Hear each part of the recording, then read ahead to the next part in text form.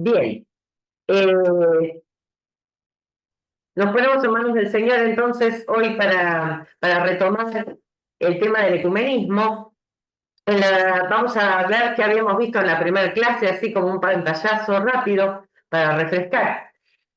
Primero habíamos estado viendo qué es el ecumenismo y habíamos distinguido ecumenismo de diálogo interreligioso. Y habíamos dicho que el ecumenismo tiene que ver con todas las iniciativas en pos de lograr la unidad de los cristianos. Y es entre cristianos, ¿verdad? En cambio, el diálogo interreligioso tiene que ver con todas aquellas acciones que llevan al diálogo con otras religiones no cristianas, por ejemplo, los musulmanes, los hinduistas, cualquier otra religión no cristiana, para lograr, por ejemplo, puntos de encuentro, trabajar por la paz, por el bienestar de la humanidad. Pero no tiene tanto que ver con, justamente porque no tenemos una creencia común en el mismo Dios, no se busca la unidad, se buscan acuerdos para trabajar por el bien del mundo, de la humanidad, de la paz, los valores morales. Bien, habíamos visto esta diferencia entre ecumenismo y diálogo interreligioso. Y habíamos visto que había mucha importancia en buscar la unidad, ¿no? Que el ecumenismo tenía que ver con el buscar la unidad. Y para eso habíamos hablado también de qué estábamos hablando cuando hablamos de buscar la unidad. Y habíamos visto que los cristianos tenemos muchas denominaciones, muchas confesiones, y habíamos hablado, por ejemplo, haciendo una división, no está bueno decir clasificación, una clasificación simple, los habíamos dividido en iglesias orientales y iglesias occidentales, que tiene que ver con el lugar donde están mayormente ubicadas geográficamente y donde surgieron. Entonces, en las iglesias orientales teníamos a las iglesias orientales antiguas, y a los ortodoxos, a las iglesias ortodoxas, y en las occidentales tenemos a la Iglesia Católica, a las iglesias surgidas de la Reforma, ¿no? Las iglesias protestantes, que se suele decir que son tradicionales, históricas. Después teníamos también a los hermanos pentecostales, a las iglesias no denominacionales, lo que se llaman los hermanos evangélicos, ¿sí? Entonces habíamos estado hablando de todas estas iglesias conforman la gran familia cristiana, y de eso estamos hablando cuando decimos vamos a hacer ecumenismo, la unidad con esas iglesias, ¿verdad? Ahí habíamos estado hablando. Y después dijimos que el ecumenismo era importante, y habíamos nombrado 3 razones por las que era importante el ecumenismo. Las primeras 2 las dijimos más rápido, y la última es la que estamos deteniéndonos más, porque son más conocidas las 2 primeras, y tal vez entramos más difícil entrar en la tercera, que es la que estamos trabajando más. Es importante, ¿por qué? Primero, porque es una exigencia de las Escrituras, porque en Juan 17, 21 al 23, decía que todos sean uno. No sé si se acuerdan de ese texto de Juan, que es la carta magna del ecumenismo, y también hay muchos otros textos en la Biblia que hablan de que hay que buscar la unidad. Y es un deseo de Cristo. Entonces, Cristo está pidiendo que seamos uno. Entonces, ¿cómo nosotros vamos a pedir cosas distintas? ¿No? Ese era el primer motivo. La exigencia es una exigencia de las Escrituras. Como segundo motivo, habíamos dicho que era una urgencia histórica, porque el mundo está tan destruido y tan dividido que los cristianos no podemos darnos el lujo de estar divididos y tirando uno para cada lado. Tenemos que tirar todos a favor de lo que Dios quiere, ¿no? Y trabajar por el bienestar de toda la humanidad. Entonces, esta urgencia histórica, con todos los problemas que hay en el mundo, exigen que los cristianos estemos juntos trabajando por el bien de la humanidad. Esta es la segunda. Y la tercera, que fue en la que nos detuvimos más, el tercer motivo por el que el ecumenismo es importante, es que es el camino que elige la Iglesia Católica Apostólica Romana, que es nuestra iglesia, hermanos. Nuestra Iglesia Católica Apostólica Romana. Y sobre esto estuvimos hablando bastante.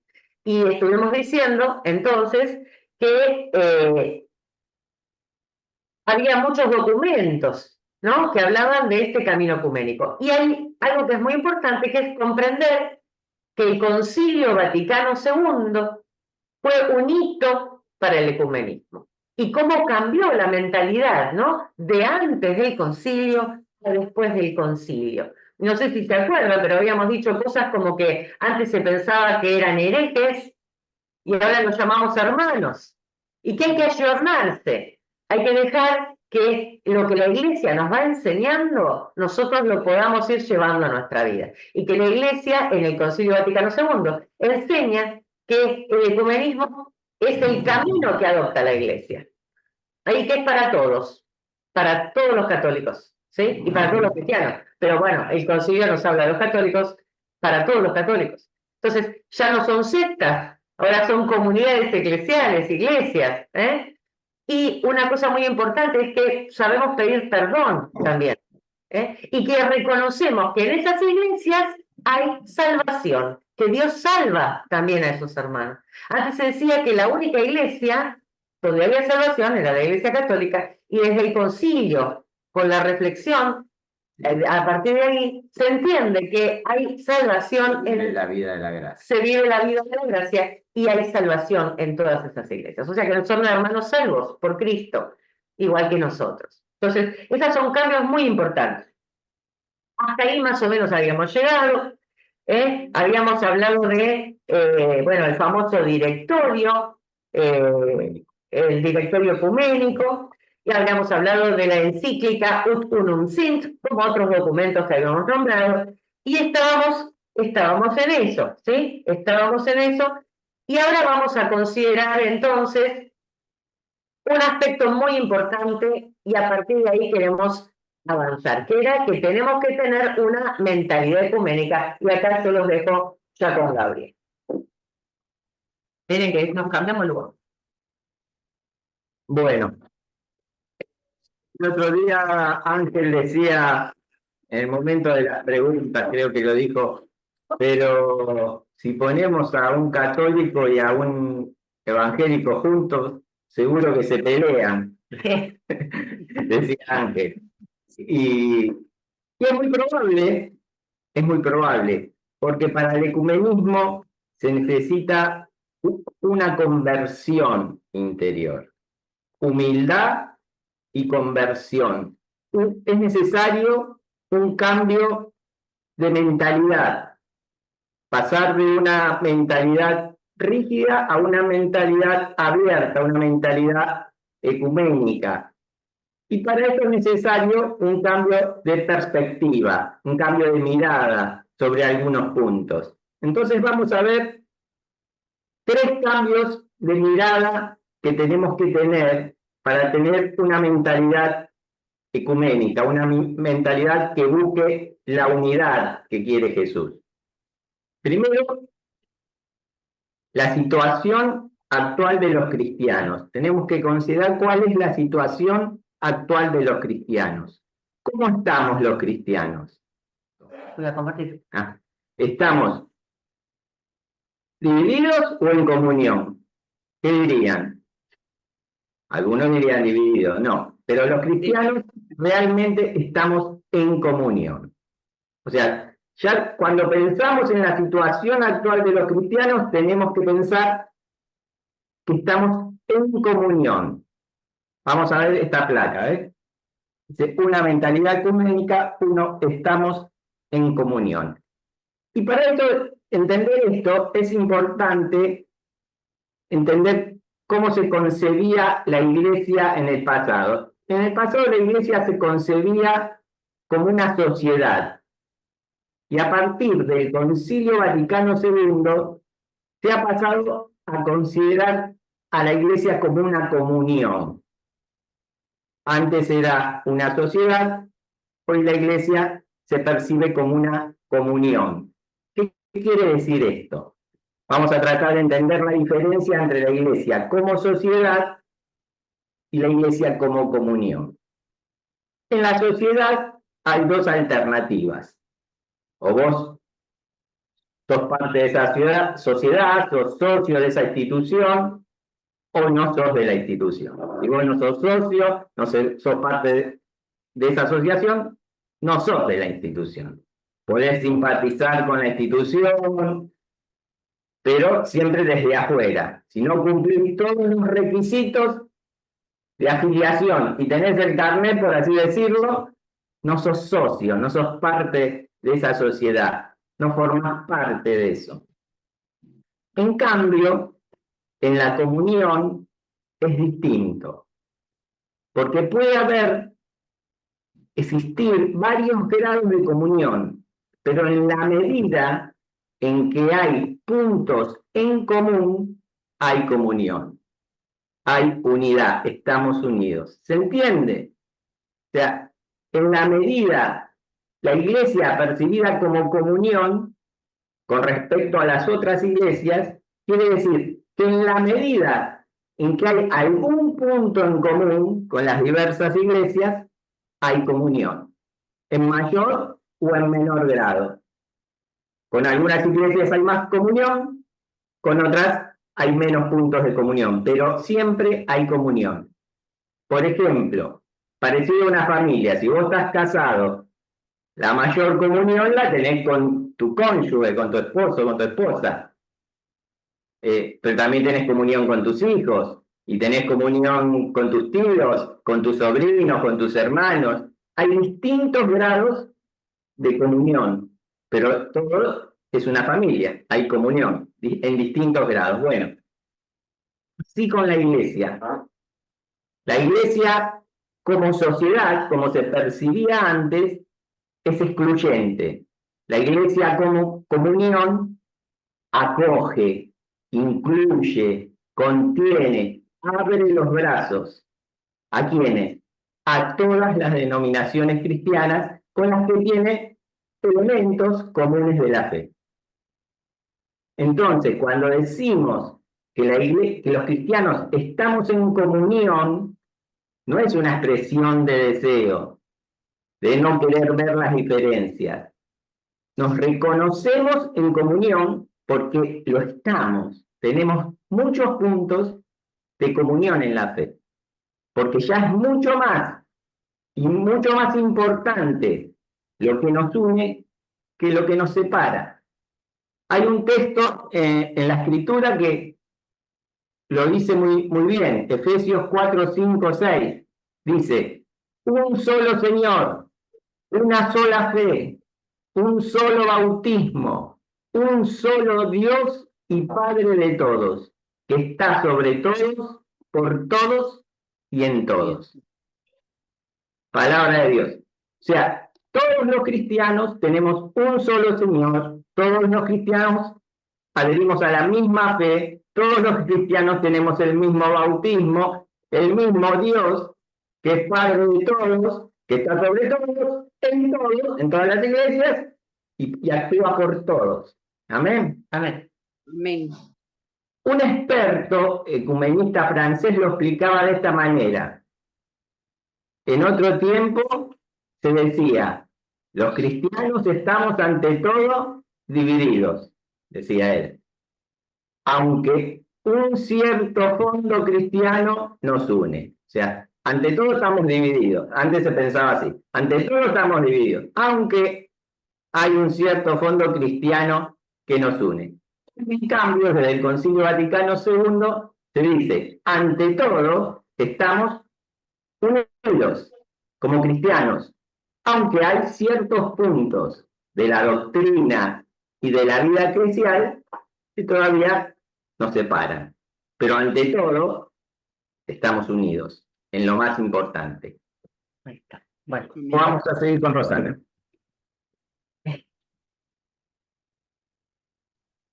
El cambio de Will. Bueno, dijimos que tenemos entonces, estamos en comunión. ¿Y qué dicen? Vamos a ver algunos papas que hablan de esta comunión, cómo lo expresan los diferentes papas. El Papa Juan Pablo perdón, el Papa Juan XXIII.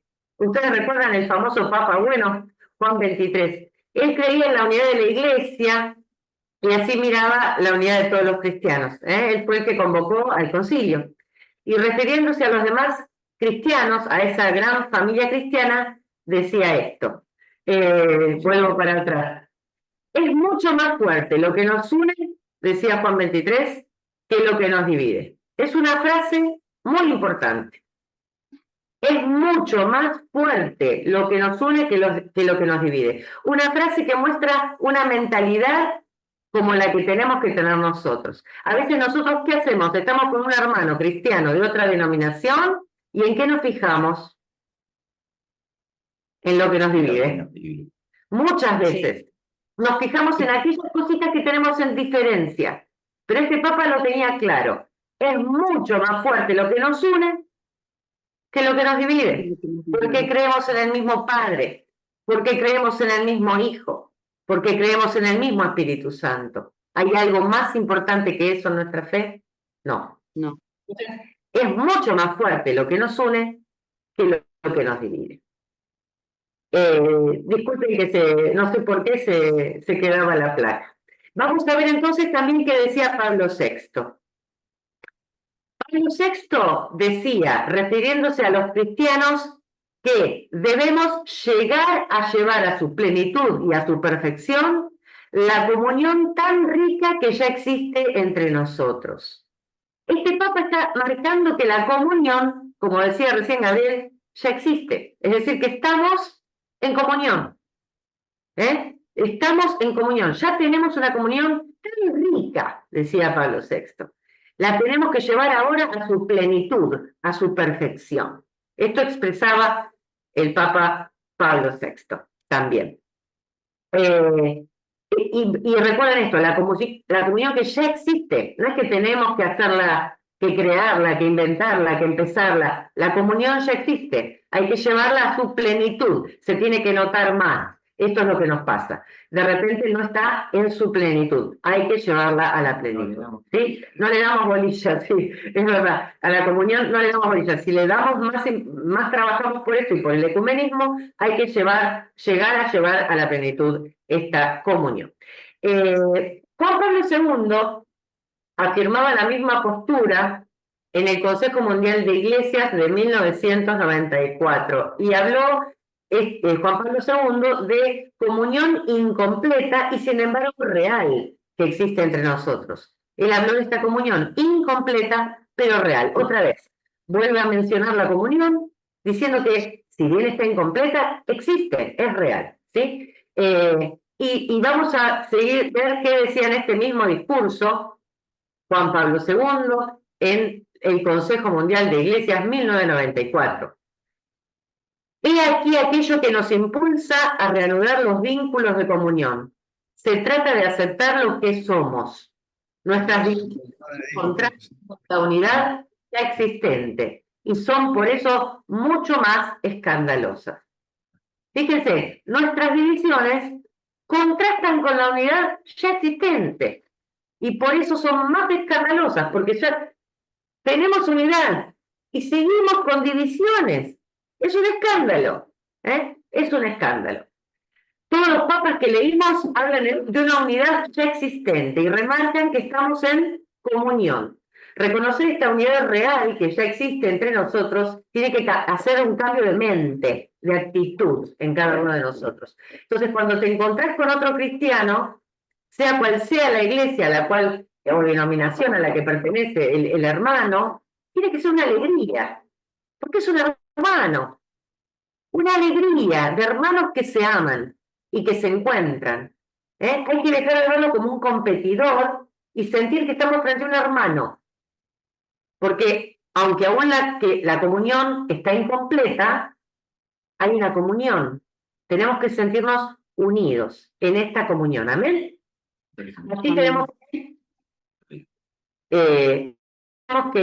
que sentirlo. Que aunque estamos en una comunión incompleta, estamos en comunión. Estamos con un hermano. Es mucho más fuerte lo que nos une que lo que nos separa. Y ahí tenemos que poner el foco. Cuando nos encontramos con un hermano, es una alegría. No dejamos de reconocer que hay diferencias, pero estamos en comunión. Bueno, los dejo con... no, perdón. Seguimos. El primer punto es una mentalidad ecuménica. Estamos viendo qué necesitamos para una mentalidad ecuménica. Dijimos que el primer punto es entender que estamos en comunión. El segundo está marcado ahora en rojo ahí en la placa. Cristo es el centro. Cristo es el centro. Y si miran el dibujito, ahí hay unos hermanos con una cruz de Cristo en el centro. ¿Y qué quiere decir esto? Desde el concilio se hizo un cambio en la manera de pensar en la Iglesia sobre la relación con las otras comunidades cristianas. Y se produjo lo que se podría llamar una revolución copernicana, o sea, una gran revolución que cambió todo el punto de vista. Ustedes capaz que conocen quién fue Copérnico. Copérnico, ¿no? Fue aquel que dijo que la Tierra no estaba en el centro del universo, sino que la Tierra giraba alrededor del Sol.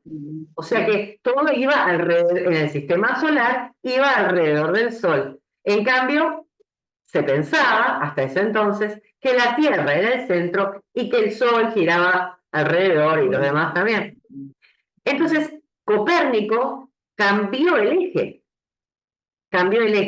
Y Cristo es el centro, es una revolución copernicana en nuestra mentalidad y ayuda a que tengamos una mentalidad ecuménica. ¿Qué es lo que tenemos que tener? Cristo es el centro. Entonces, la mentalidad ecuménica actual reconoce que ninguna iglesia puede sentirse el centro, sino que el centro es Cristo. El centro es Cristo. Se pasa del eclesiocentrismo al cristocentrismo. Si yo me agarro de mi iglesia y la pongo en el centro, antes que poner en el centro a Cristo, obviamente, si yo tengo a mi iglesia en el centro, el otro cristiano de otra denominación tiene a su iglesia en el centro, el otro cristiano tiene a su otra iglesia en el centro, cada uno tiene distinto centro. Pero si el centro es Cristo, todos tenemos el mismo centro. El centro es Cristo, y entonces el centro de todos es el mismo. El centro es Jesús. La mentalidad eclesiocéntrica pasa a ser una mentalidad cristocéntrica. Cristo es el centro. El cardenal Willibrand fue presidente del Pontificio Consejo para la Promoción de la Unidad de los Cristianos y decía lo siguiente: la referencia a Cristo es la manera correcta de ver la comunión existente entre las iglesias o comunidades eclesiales con las que todavía no estamos en plena comunión. No las juzgamos en relación a nosotros, nos juzgamos y las juzgamos en relación a Cristo. Fíjense esto. Porque si nosotros juzgamos a nosotros en relación a nosotros, empezamos a decir, pero en esto sos distinto, pero esto lo haces diferente, pero yo pienso así, vos pensás así, porque lo estoy juzgando en relación a mí, a lo que yo hago, a mis prácticas, a mis formas de decir las cosas, a mis formas de pensar. En cambio, si lo pongo a Cristo en el centro, lo juzgo al hermano, como dice, a mí y al hermano en relación a Cristo, Cristo es el que dice si el hermano está haciendo lo correcto o no está haciendo lo correcto. Entonces hay que poner a Cristo. Se trata de ver si el hermano se parece a Cristo y si yo me parezco a Cristo. Y mirando siempre primero, como, ¿no? La viga en mi ojo antes de mirar la pajita en el ojo del hermano, ¿cierto? El caño que tengo acá antes de mirar la pelucita que tiene el otro en su ojo. Así que la cosa está en ver si el hermano se parece a Cristo. Si en esto se parece. No si se parece a mí, si se parece a Cristo. Y si todos nos parecemos a Cristo, cada vez nos vamos a estar más cerca y a parecernos más unos a otros. Amén. Amén. Pero antes se tenía esta idea del ecumenismo y le pusimos pasado, porque esta es una idea del pasado. ¿Cuál era la misión? La misión era evangelizar a los herejes de las otras iglesias, bueno, que ni siquiera se las llamaba iglesia, evangelizar a los herejes, ¿sí? De otras creencias, vamos a decir, porque no eran católicos, ¿sí? Entonces había que evangelizarlos para que se hagan católicos. Y la idea era del retorno. Los demás se separaron de nosotros y por eso deben volver. Solo nuestra iglesia tiene la verdad y las demás iglesias tienen que convertirse. Esta idea, que fue vigente por muchos años, es preconciliar. ¿Se acuerdan que habíamos hablado de que el concilio hizo un cambio? Y tenemos que hacer este cambio de mentalidad. Este pasado caduco ya no va más. Ahora la cosa no es así. ¿Qué es lo vigente? Dice la encíclica Ut Unum Sint, de Juan Pablo II, sobre ecumenismo. Fuera de la comunidad católica no existe el vacío eclesial. Fíjense, no existe el vacío eclesial. O sea, hay iglesia fuera de nuestra iglesia, ¿se entiende? No hay vacío eclesial, hay iglesia. Muchos elementos de gran valor se encuentran también en las otras comunidades cristianas. Muchos elementos de gran valor se encuentran también en las otras comunidades cristianas. Hoy tenemos un ecumenismo basado en el encuentro, en el diálogo y en la aproximación a la convergencia en Cristo. Ahí está lo del cambio de mentalidad. Fíjense cómo es el ecumenismo. ¿Es un ecumenismo de retorno? Vengan para acá. ¿Se cambian y son como nosotros nos recibimos? No.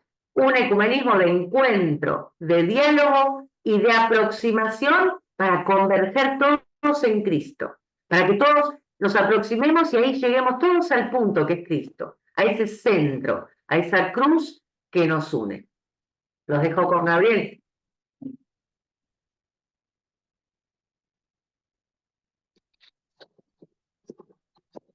Y vamos a ver el tercer punto, ¿no? Que era, entonces dijimos, el primero era... Uy, ¿Qué pasó? vamos a poner la placa de los puntos. ¿Te le das a Phil, Carl o a mí? El primer punto para la mentalidad ecuménica era entender que estamos los cristianos en comunión. El segundo punto que acaba de hablar Rosana es que Cristo es el centro. Y el tercer punto dice, ser cristiano es ser ecuménico. Para un cambio de mentalidad tenemos que entender esto, que ser cristiano es ser ecuménico. El ecumenismo no es una moda en la vida de la iglesia, no es algo más, no es una cosa más de tantas cosas que hay. Vamos a poner la placa 27. Ser cristiano es ser ecuménico. Y dice, seguimos con la encíclica esta Ut Unum Sint de Juan Pablo II, dice así, inequívocamente, el ecumenismo, el movimiento a favor de la unidad de los cristianos, no es solo un mero apéndice que se añade a la actividad tradicional de la Iglesia. Al contrario, pertenece a su vida y a su acción. Más adelante también, en la misma encíclica, habla de esto. Y después el Concilio Vaticano II también dice, la Iglesia Católica se ha comprometido de modo irreversible, como decíamos antes, a recorrer el camino de la acción ecuménica. De manera irreversible a recorrer el camino de la acción ecuménica. Sí, Por una línea. escucha del Espíritu del Señor, que enseña a leer atentamente los signos de los tiempos. Fíjense qué dice este documento de Juan Pablo II. Es muy claro y muy explícito. El ecumenismo no es un mero apéndice, un agregado a la vida de la Iglesia. No es algo más. No es una actividad más. No es eso. No es algo que puede estar o no puede estar. Que me puede gustar y puedo participar o no me gusta y no me interesa. es algo que pertenece, dice, de manera profunda a la vida de la iglesia y a su acción. ¿Esto qué quiere decir?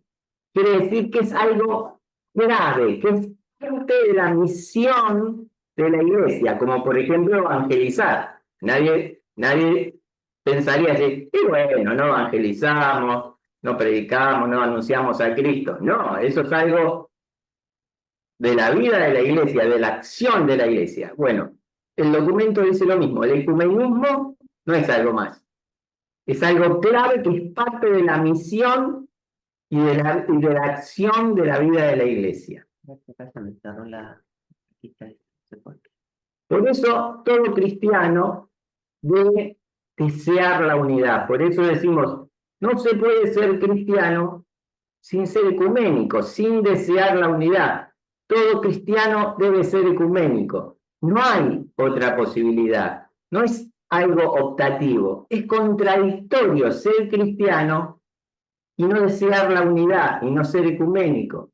El ecumenismo pertenece a nuestra vida, a nuestra acción, a nuestro compromiso. Y para el católico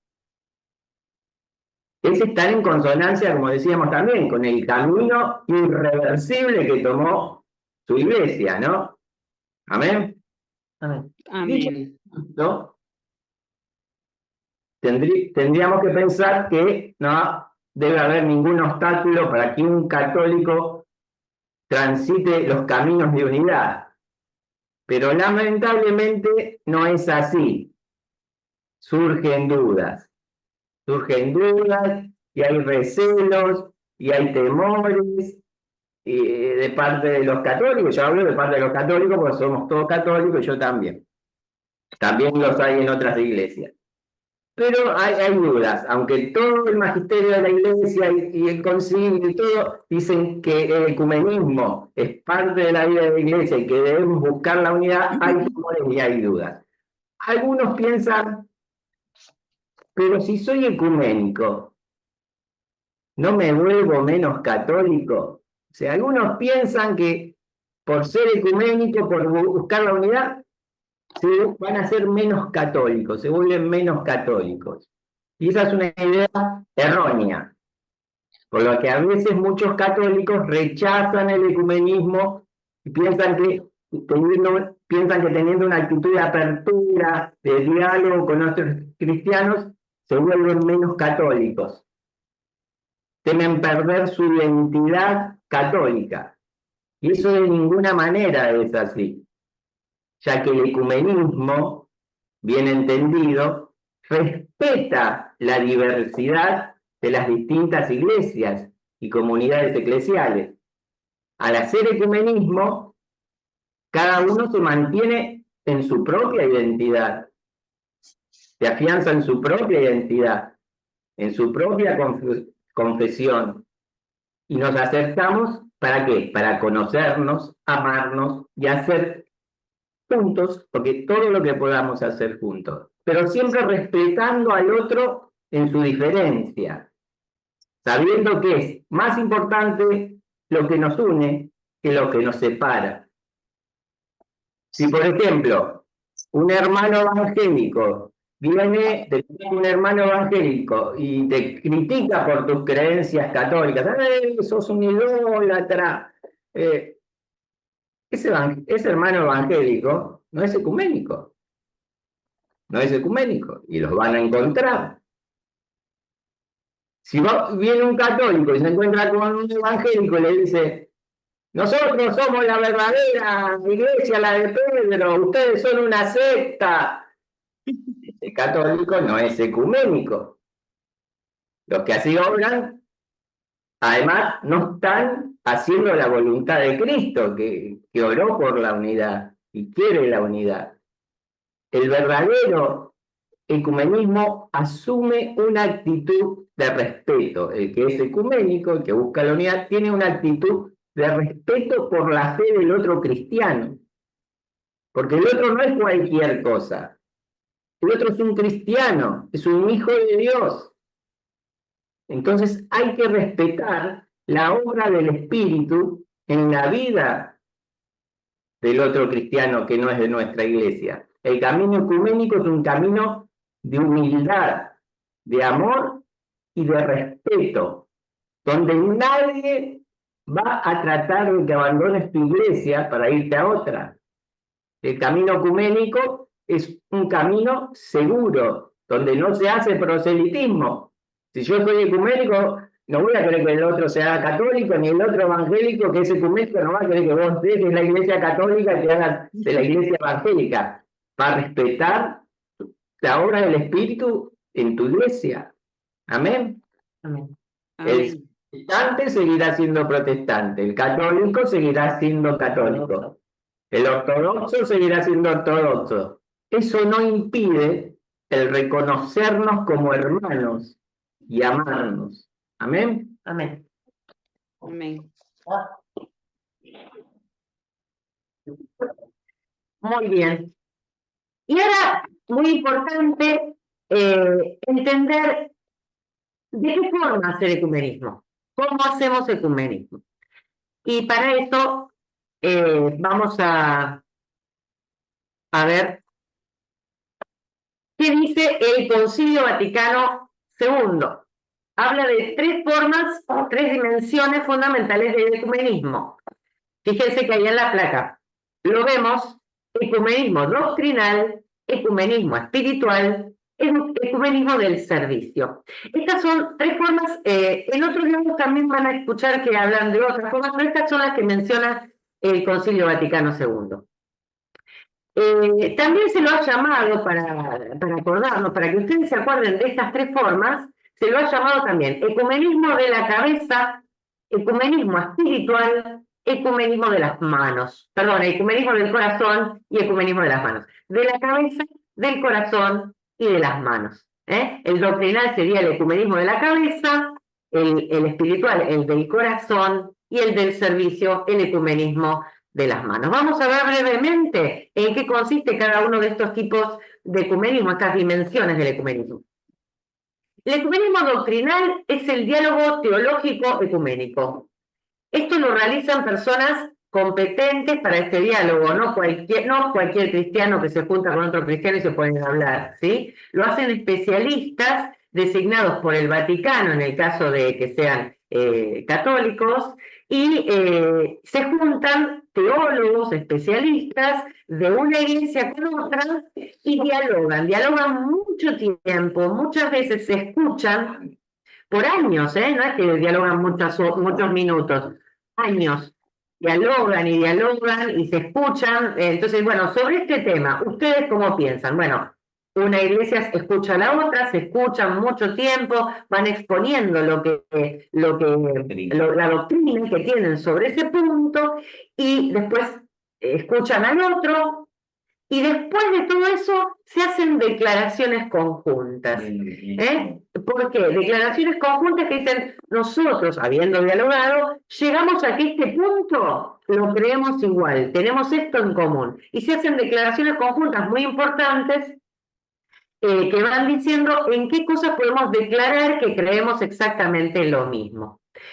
Es muy interesante, la Iglesia Católica tiene diálogo así teológico, ecuménico, con montones de iglesias cristianas distintas, porque va haciendo diálogo, no es que todos se reúne la Iglesia Católica con una iglesia, por ejemplo, con los luteranos, con los pentecostales, con los anglicanos, se reúne con una de las iglesias o denominaciones y van haciendo este diálogo, distintas comisiones de teólogos.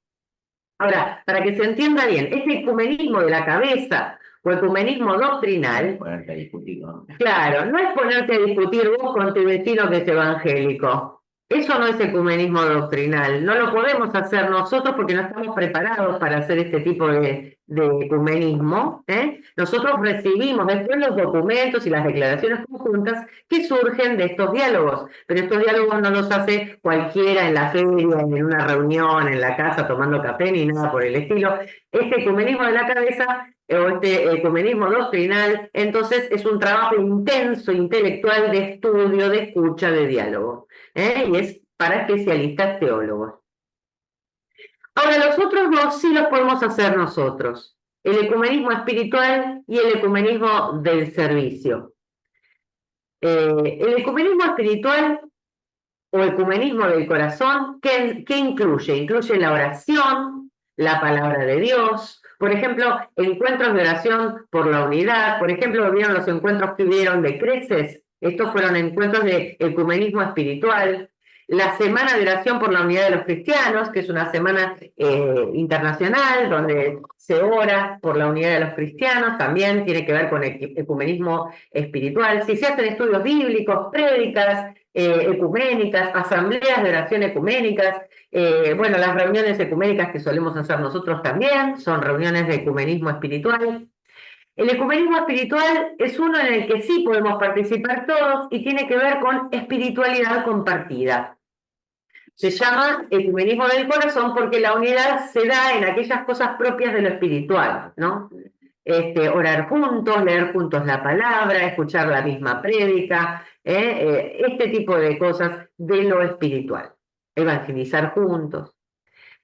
Y por último ese ecumenismo del servicio o ecumenismo de las manos, que se refiere a hacer obras de ayuda social, obras de caridad, junto con otros cristianos, aunar esfuerzos para servir a los hermanos en necesidad, para visitar enfermos, para dar de comer a los hambrientos, para hacer ayuda social, para ayudar a los niños, bueno, a las familias. Todo esto tiene que ver con ecumenismo de las manos, que es un servicio hecho en forma ecuménica, porque ustedes saben que cuando hay una necesidad, la necesidad no tiene denominación. La necesidad es una necesidad que tenemos que atender porque vemos a un hermano en necesidad, como está dicho claramente en el Evangelio, ¿no?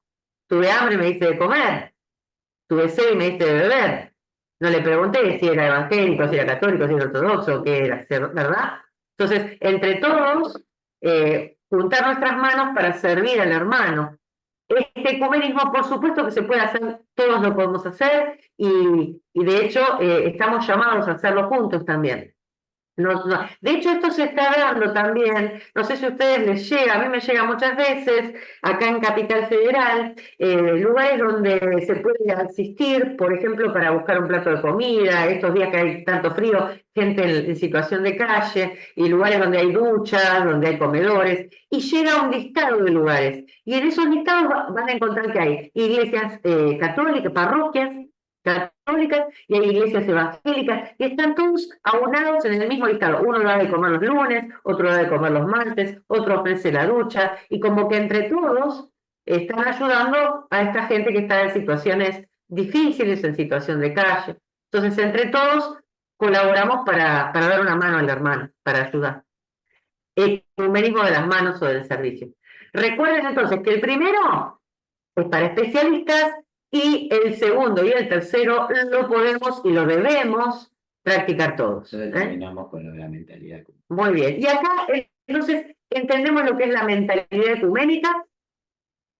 Ya habíamos hablado de lo que es la mentalidad ecuménica. ¿Qué habíamos dicho que teníamos que tener en cuenta para la mentalidad ecuménica? ¿Sí? ¿Se acuerdan? Que estamos en comunión, que Cristo es el centro, ¿sí? Que Cristo es el centro de todo, y que ser cristiano es ser ecuménico. No puede haber un cristiano no ecuménico. No es cristiano. Ser cristiano es ser ecuménico. Cristo es el centro y estamos en comunión. Ya tenemos una comunión, que así lo dijeron los papas también. Y estos tres tipos de ecumenismo son los que plantea el concilio. ¿De qué manera es el ecumenismo? Bueno, en lo doctrinal, desde digamos, de las cúpulas, desde los teólogos, pero entre nosotros en el ecumenismo espiritual y el ecumenismo del servicio.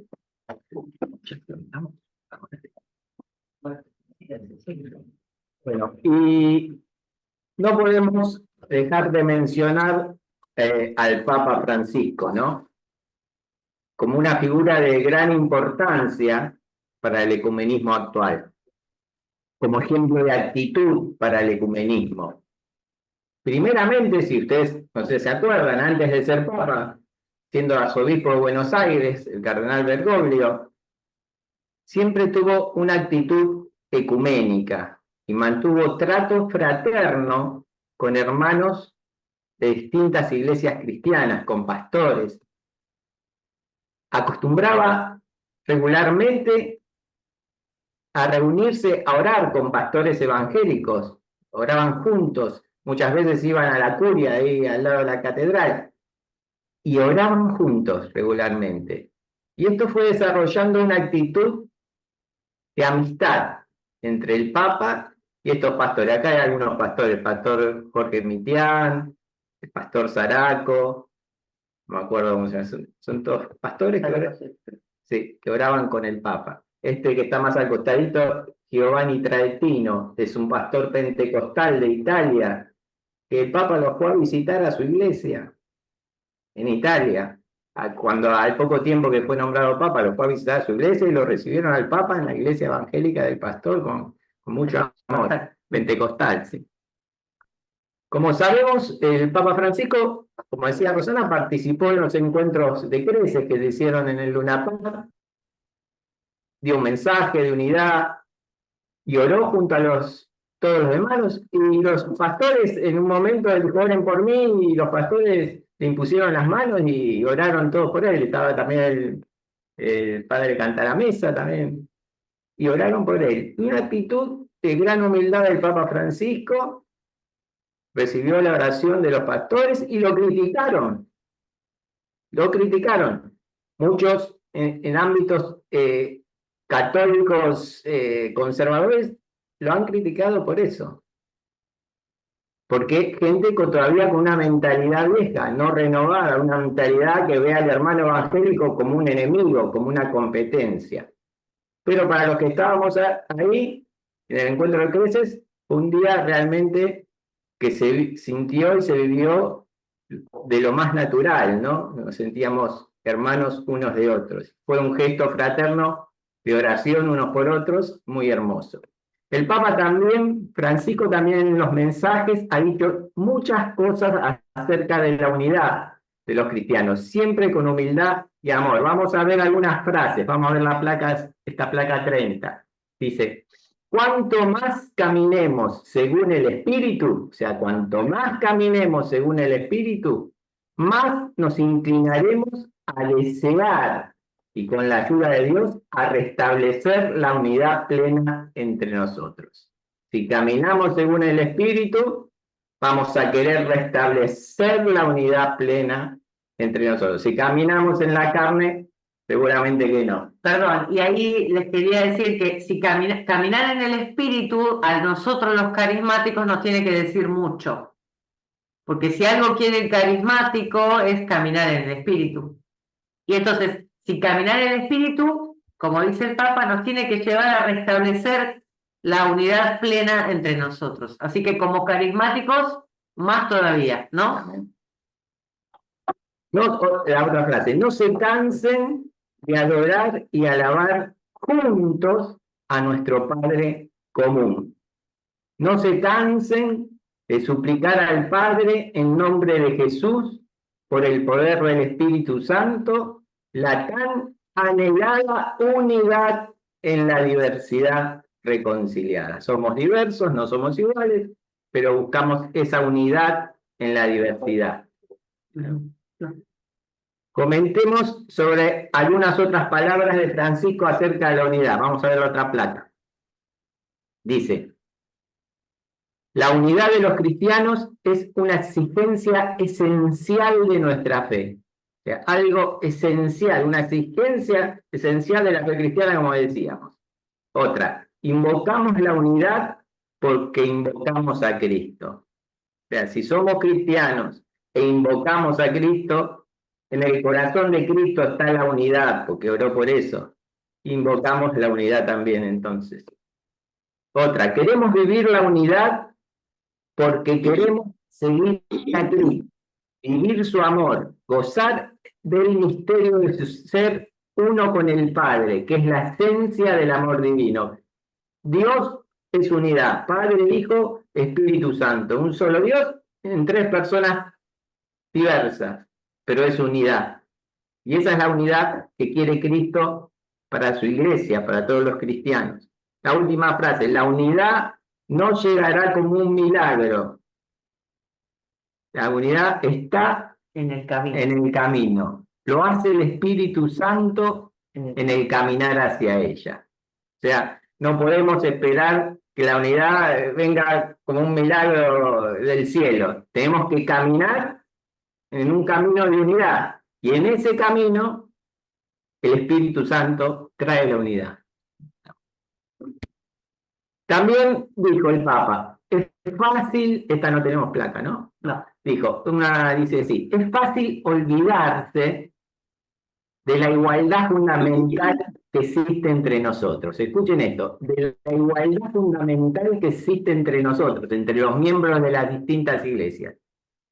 Dice, en el principio todos éramos esclavos del pecado y el Señor nos salvó en el bautismo, llamándonos hijos suyos.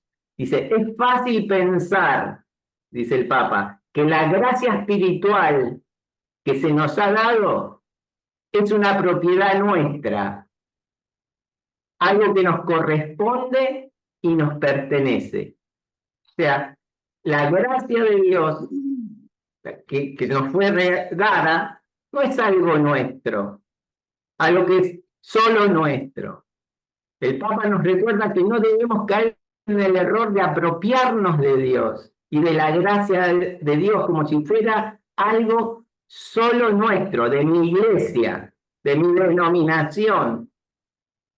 No, la gracia de Dios es de todos los cristianos, de todas las iglesias. Dios es el Dios y Padre de todos. Dios no es católico, Dios no es protestante, no es evangélico, no es ortodoxo, no es pentecostal. Dios es el Dios y Padre de todos los que confiesan su nombre. Y su gracia no tiene límites. Tenemos que entender esto. La gracia de Dios no tiene límites de encasillar a Dios. Es más difícil encasillar a Dios que meter el universo entero en una cajita de fósforos. No es posible. La gracia de Dios es de todos. Por eso el Papa advirtió que la tentación de que los cristianos de una denominación se sientan superiores a los cristianos de otra denominación. Fíjense, dice así. Perdón. Es un pecado grave reducir o despreciar los dones que el Señor ha dado a otros hermanos, creyendo que así son menos privilegiados de Dios. Si pensamos así, dejamos que la misma gracia recibida se convierta en una fuente de orgullo, injusticia y división. Dice, es un pecado grave, dice Francisco. Pensar que los otros hermanos cristianos, que las otras iglesias son menos privilegiados de Dios. Si pensamos así, esa gracia recibida que tenemos, que nos dio Dios, se convierte en una fuente de orgullo, de injusticia y de división. ¡Qué palabras fuertes! Podemos transformar la gracia de Dios en fuente de orgullo, injusticia y división, odio, peleas, rivalidades. Despreciar lo que el Espíritu Santo hace en otras iglesias o en otras denominaciones es un pecado grave, dice el Papa. Yo me atrevo a decir que puede ser el pecado contra el Espíritu Santo. ¿Se acuerdan del pecado que no tiene perdón? El pecado contra el Espíritu Santo. Debemos tener mucho cuidado en no caer en esto. Mucho cuidado, porque la acción del Espíritu Santo en otras iglesias no podemos despreciarla. Es un pecado grave hacerlo, un pecado contra el Espíritu Santo. Bueno, vamos a continuar. Ya terminamos, falta poquito. Francisco también convocó al sínodo, ¿no? Ustedes saben que el sínodo está en curso en este momento y en octubre del 2023 la el sínodo inició con una celebración ecuménica. No sé si alguno lo vio por televisión, que lo transmitieron. En esa celebración ecuménica hubo presencia de ministros, de representantes de distintas confesiones cristianas. Ahora, Francisco, si bien hizo muchas cosas y dijo muchas cosas por el ecumenismo, propiamente no escribió ningún documento sobre ecumenismo, pero sí durante su papado se ha escrito el Vademecum Ecuménico, el obispo y la unidad de los cristianos. No sé si escucharon hablar de este Vademecum Ecuménico, es un documento dedicado a los obispos. Se llama así, el obispo y la unidad de los cristianos. Lo pueden buscar en internet, Vademecum, ¿sí? Ecuménico, así se llama. Si lo buscan lo pueden leer o ver algunas partes.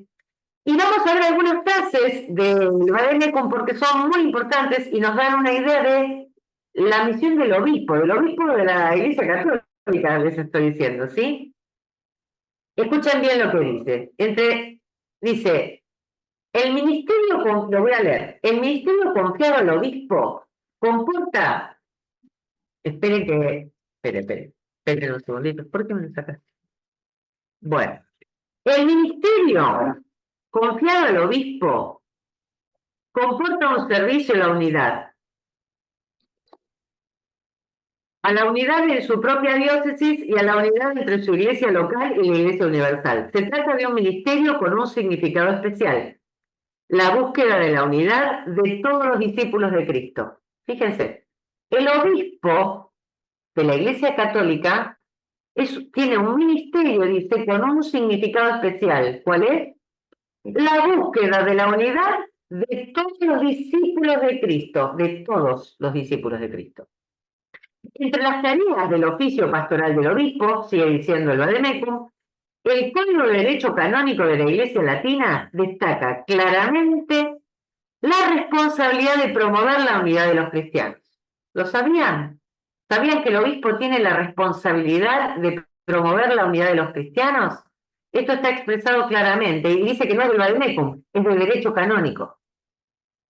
Debe mostrarse humano y caritativo con los hermanos que no estén en comunión plena con la Iglesia Católica, fomentando también el ecumenismo tal y como lo entiende la Iglesia. Y vamos a mirar una placa del Vademecum Ecuménico que dice así: el obispo no puede considerar la promoción de la causa ecuménica como una tarea más dentro de su variado ministerio. Bueno, qué sé yo, hago oración, hago esto, bueno, también tengo una tarea más que no la puede considerar como una tarea más. Una tarea que podría y debería posponerse en vista de otras prioridades, aparentemente más importantes. El compromiso ecuménico del obispo no es una dimensión opcional de su ministerio episcopal, sino un deber y una obligación. No sé si lo sabían, pero el obispo tiene este deber y esta obligación, y este Vademecum lo señala claramente. Tenemos que colaborar como católicos en esta misión del obispo. Tenemos que colaborar como parte de la Iglesia Católica en esta misión que no es solamente una dimensión opcional, sino un deber y una obligación del obispo, y por lo tanto también nosotros debemos colaborar con esa misión que él tiene. Este Vademecum Ecuménico explica que en su servicio a la unidad, el ministerio pastoral del obispo abarca entonces no solo la unidad dentro de su propia iglesia, la Católica Apostólica Romana, sino la unidad de todos los bautizados en Cristo, sean de cristianos de otras iglesias también. Y vamos para terminar hoy, porque ya hablamos mucho, vamos a terminar con unos fragmentos de la encíclica Ut Unum Sint, que quiere decir que todos sean uno, de Juan Pablo II. La Iglesia Católica asume con esperanza la acción ecuménica como una exigencia de la conciencia cristiana iluminada por la fe y guiada por el amor. Fíjense que esto sigue diciendo, es un camino de la Iglesia. La asume como una exigencia de la conciencia cristiana, una exigencia. Dice la segunda frase, todos los fieles también son invitados por el Espíritu de Dios a hacer lo posible para que se afiancen los vínculos de comunión entre todos los cristianos y crezca la colaboración de los discípulos de Cristo. Todos los fieles, ¿eh? ¿Es para algunos? Es para todos los fieles. Dice también, la preocupación por el restablecimiento de la unión atañe a la iglesia entera. ¿A quién? A toda la iglesia, a mí, a vos, a toda la iglesia, al obispo, a la iglesia entera, tanto a los fieles como a los pastores, y afecta a cada uno según su propia capacidad.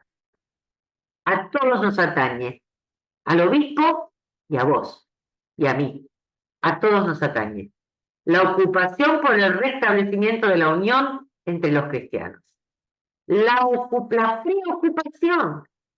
Algunos están preocupados. Yo, la verdad que esto a mí me gusta y me hace pensar, si vos mirás a todos los católicos, ¿quién está preocupado por esto? Bastante indiferencia tenemos en general, pero atañe a todos la preocupación, por restituir esa unidad. Y ¿puede un cristiano no desear la unidad? Mirando estas citas, ¿no? ¿Quién de ustedes cree en Cristo, no? Seguramente si les digo levanten la mano, ahí todos me pondrían la manito levantada. Todos creen en Cristo. Fíjense lo que dice esta hermosa encíclica en la segunda parte, que está medio tapada, se las voy a leer. Creer en Cristo significa querer la unidad, perdón. Creer en Cristo significa querer la unidad. Querer la unidad significa querer a la iglesia. Creer en Cristo significa querer la unidad. Querer la unidad significa querer la iglesia. Así que no hay mucho más que decir. Esto es doctrina católica, hermanos. Así que los invito a que nos quedemos pensando en esta gran verdad que nos abren los ojos respecto de lo que preguntamos antes, respecto de lo que veníamos hablando, ¿no? ¿Puedo ser católico y no ser ecuménico? ¿Es una moda? ¿Es algo opcional? Bueno, que se ocupe otro del ecumenismo. A mí la unidad, la verdad, no me preocupa. ¿Podemos decir esto? Si lo entendemos bien, no podemos decir esto. No es opcional. Creer en Cristo significa querer la unidad. Querer la unidad significa querer la iglesia. Amén. La iglesia. Y vamos, no sé si alguno tiene preguntas. Estamos. Ángel, sí. Yo, hola, ¿qué tal? Buenas noches. Soy Claudia. ¿Está? ¿Se escucha? Sí. Ah, quería hacer un comentario, ¿no? Que yo lo pienso, me parece espectacular esto que se pueda lograr, pero a veces yo lo veo en mi propia iglesia, cómo cuesta lograr la unidad, ¿sí? Donde cada grupo se ocupa de lo suyo y lo del otro ni se interesan por saber qué pasa en Acción Católica o qué están haciendo los scouts o qué hacen. Es como que, cómo tenemos que trabajar la unidad en la iglesia general, abarcando otras iglesias, ¿sí? Lo que es el ecumenismo, pero en la propia iglesia donde estamos. Cuesta mucho. Es como que, como yo digo, primero empecemos por lograr en nuestra propia casa, ¿no? Antes de hablar de la casa de otros. Lo siento así como pasa en el hogar. Sí, es primero. Yo creo que es al mismo tiempo. Es con el hermano cristiano. Con el hermano cristiano tenemos unidad. Estamos en comunión ya. Entonces tenés razón y es cierto porque la división está en el corazón del hombre por el pecado, ¿verdad? Es de la carne. Y nos pasa hacia adentro y nos pasa también hacia los hermanos de otras iglesias. Así que en todos los sentidos hay que empezar a caminar en unidad. Pero no tenemos la unidad adentro para empezar a hacer la de afuera. Porque Claro que Sí, gracias, bueno. Claudia. Gracias. Pero Gracias. gracias. Tenía la mano levantada. Y bueno, yo quería hacer una pregunta. Tengo dos preguntas. La primera es, a ver, ¿cómo tomar por el lado del ecumenismo y de la unidad de los cristianos cuando un católico se va con los evangélicos? Que se da mucho, católicos que se van con los evangélicos.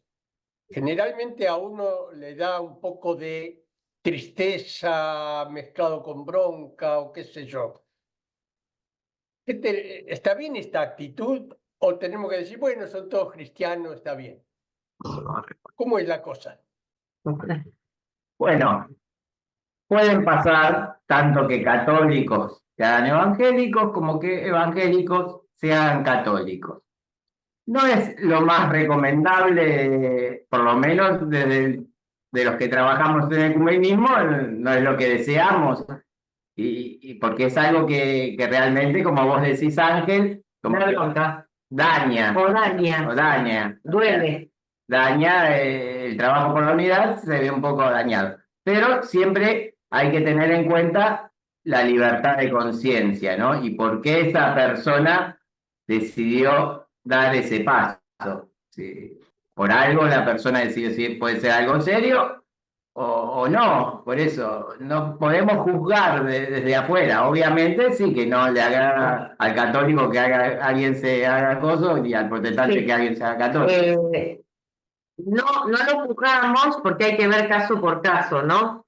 Pero lo que sí es importante que sepan es que desde el ecumenismo no se promueve que se pase un hermano a otra iglesia, ¿se entiende? O sea, que un hermano, que cada uno permanezca en su iglesia. Había un sacerdote que decía, cada lechona en su teta es la forma de mamá. Que dice, ¿no? Es como que cada uno reside en el lugar donde está. Y es raro que eso se dé en el ámbito ecuménico. Claro. Todo lo contrario, suele pasar en ámbitos que no son ecuménicos. Porque si una iglesia evangélica que tiene una actitud ecuménica dice, yo me quiero hacer evangélico, vos que sos católico, ¿y por qué te querías hacer evangélico? O a mí si viene un hermano evangélico, me quiero hacer católico, ¿y por qué? No le voy a decir, sí, bien, te querías hacer católico, ¿eh?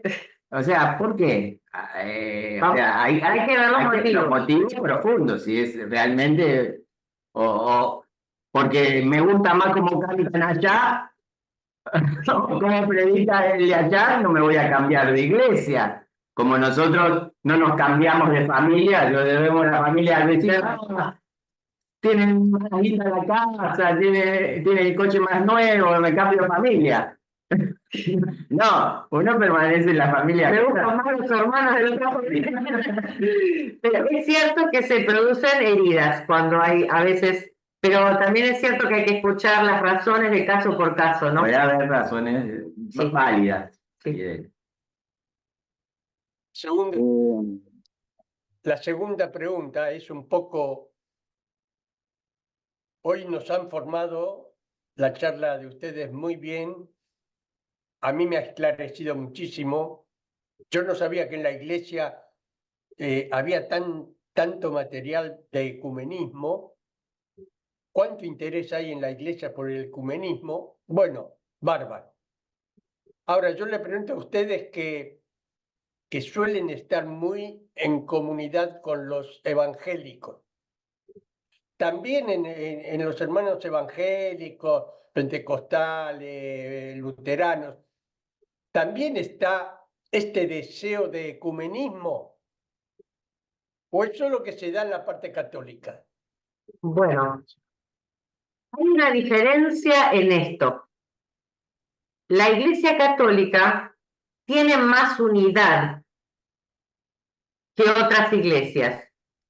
Es decir, en la Iglesia Católica tenemos un cuerpo doctrinal al que todos adherimos y creemos, ¿verdad? Estos documentos, el concilio, bueno, y otras tantas cosas del cuerpo doctrinal. El magisterio de la Iglesia, ¿cierto? Bueno, no todas las iglesias tienen magisterio. Entonces, de repente vos encontrás vamos a mencionar, qué sé yo, Las iglesias históricas, claro, las iglesias históricas, por ejemplo, la iglesia luterana, la iglesia anglicana, las iglesias ortodoxas Sí. de Oriente, son más abiertas a buscar la unidad, el ecumenismo. suelen tener como sí, toda una tendencia a buscar la unidad.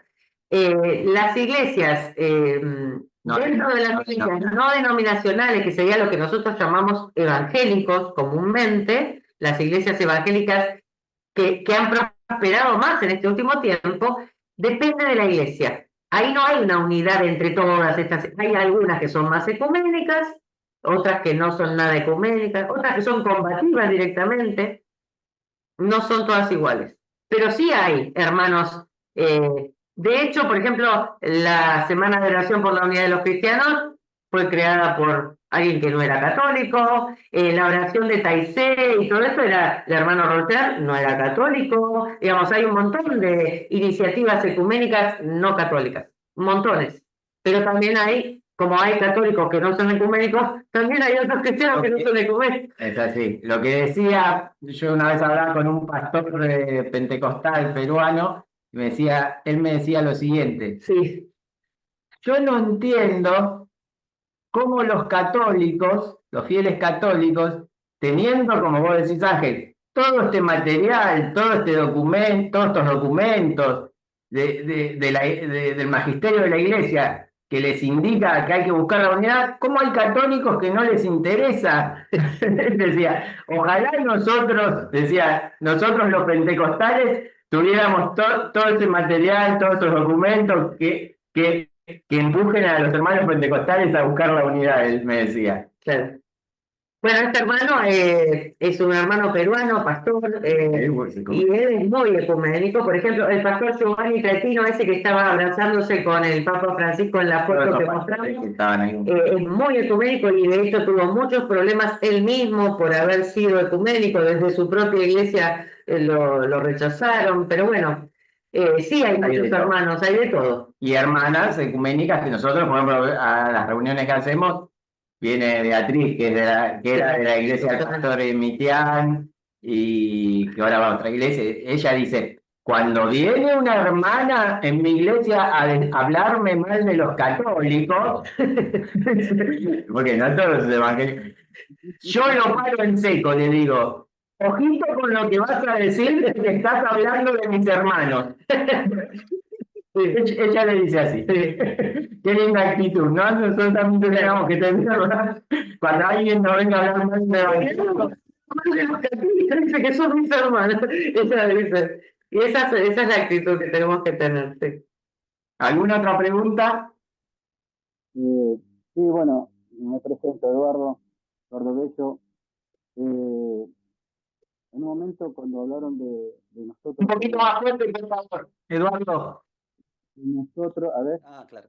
Bueno, cuando hablaron que especialmente los que estamos en esta corriente de gracia, de caminar en el espíritu, una de las cosas que yo he notado, y lo he notado en mi vida también, que cuando tenemos esta gracia de esta despertar a la vida de la fe desde el espíritu, guiados por el Espíritu Santo, es como que se produce una revalorización desde el espíritu de todo lo que es nuestra fe, la fe católica. Lo que antes era un rito vacío, ahora lo vemos desde el espíritu. Lo que antes era de pronto un cumplimiento, ahora lo vemos como un deseo del corazón. Y he notado que cuando realmente es guiado por el espíritu, tenemos como un amor desde el corazón, no un amor emocional, sino creo que un amor desde Dios, a lo que Dios nos regala como gracia en la iglesia. Sí. Eso nos hace más abiertos a también establecer comunión con otros hermanos de otras iglesias, ¿no? Generalmente yo noto que, como decían ustedes, con las iglesias más tradicionales, las luteranas, las presbiterianas, las anglicanas, pero cuando nos encontramos, por ejemplo, con hermanos que son de ministerios paraeclesiales o de distintas denominaciones, yo no Son carismáticos. que Son carismáticos también. Sí, cuando nos encontramos así como católicos, ¿no? O carismáticos, con hermanos de otras iglesias que no son como las iglesias tradicionales, Sí. es muy cierto eso de que al ser de distintas denominaciones y estar muy guiados por la visión, por ejemplo, de un pastor, es más difícil poder establecer un cierto ecumenismo, ¿no? Porque hay como que están más cerrados y es con lo que uno se encuentra más normalmente en un barrio, yo, por ejemplo, donde yo vivo no hay iglesias luteranas, hay solamente una en Temperley, pero generalmente no hay, son todos iglesias, No denominacionales. Sí. sí, denominacionales, pero para eclesiales, ¿no? Es decir, Ah, neopentecostales, pero no como las iglesias tradicionales. Ahí sí es verdad, coincido con lo que ustedes dicen, que al ver una multiplicidad de doctrinas o de forma de interpretación de las escrituras, en fin, hay una visión un poquito, y ahí es donde se cierra un poco el tema, ¿no? Pero Es más bueno, no hay que... difícil, sí, es más difícil. Pero la Iglesia Católica tiene diálogo con muchas iglesias pentecostales y hay que trabajar en eso, porque acá en América Latina, como vos decís, hay pocas iglesias históricas, como vos decís, en el AMBA casi no existen. Tienen Ejemplo, acá en Capital, pero la mayoría en América Latina son iglesias no denominacionales, o sea que en el ecumenismo hay que trabajar en eso. sí. Hay que trabajar en un eso. ejemplo, Iglesias neopentecostales, no denominacionales, ministerios, son lo que más hay. Si acá en América Latina no trabajáramos en el ecumenismo con ellos, prácticamente no haríamos ecumenismo. Tenemos que trabajar en el ecumenismo con ellos, buscar caminos de unidad con los que más hay, con los hermanos que tenemos al prójimo, ¿no? claro, El prójimo, con claro, el por que ejemplo, tenemos. un católico puede ir, por ejemplo, a un culto, pero que ellos te vengan a una misa, ya yo no lo veo. Bueno, la idea no es que el católico vaya a un culto. La otra vez Ángel En preguntaba estos eso. movimientos, ¿no? Yo creo que primero tenemos que afirmar nuestra fe y conocerla para hacer un buen ecumenismo. Sí, tiene que estar formado uno en su fe, por No supuesto. sé, Sí, no Sí, digo... sí. La idea es, la otra vez Ángel decía, ¿y qué hacemos? O sea, la idea no es que vos ahora vayas y te vayas a un culto evangélico. La idea es Claro, que si te interesa el camino de unidad, empieces a participar en cosas ecuménicas, en cosas de unidad, que las hay. muchas. Entonces, esas cosas hechas ecuménicas junto a hermanos evangélicos, ahí te vas a encontrar con evangélicos abiertos a la unidad, no con hermanos evangélicos combativos. Como los hay también católicos Sí, también los hay. combativos. Sí. Que no vamos a decir que no. Sí, hola. Sí. Hola, ¿qué tal? Buenas Hola, noches. vos. Bueno, yo soy Alberto. Mi esposa Silvia. Mi esposa tiene primos familiar, Hermanos. hermanos, que son de la Iglesia Bautista. Sí. Y con ellos mantenemos primero una excelente relación de familia. Lo único que es la distancia, pues son de La Plata, entonces nos cuesta un poco la relación en el sentido de no estar tan cerca. Pero, especialmente con uno de sus primos que es muy versado y ha estudiado dentro de su iglesia temas de teología y demás, y mantenemos muchas veces muchas conversaciones con respecto a la religión y digamos, tratamos diversos puntos de vista desde el catolicismo y desde la iglesia bautista. Y la verdad que es muy enriquecedor, es muy lindo poder compartirlo y, como decimos, desde un ámbito así de unión y no de separación, no decir, no ver las diferencias, sino lo que nos une. Y la verdad que es muy enriquecedor y ya lo veníamos haciendo desde hace un tiempo. Cuando nos juntamos, nos gusta, aparte nos gusta hacerlo, o sea, lo disfrutamos cuando lo hacemos tanto de parte de ellos como la nuestra. Hemos ido, por ejemplo, cuando se han casado, a su iglesia, la bendición que les da el pastor. Ellos han venido cuando nos casamos nosotros. Y la verdad que es muy, muy lindo notar eso, la unión pese a las diferencias. Así que es algo que, a ver, yo particularmente siempre sentí como que era mejor siempre ver lo que nos unía y no lo que nos separaba, no solo con ellos, con quien vuelvo a repetir, tenemos una excelente relación, sino en general con todos los ámbitos y todas las iglesias cristianas que existen. Así que damos fe de que es muy lindo y muy satisfactorio para el alma estar en esa relación. Así que bueno, nada, queríamos aportar esa... Gracias, gracias. Testimonio. Bueno, Rosana, Gabriel, muchísimas gracias.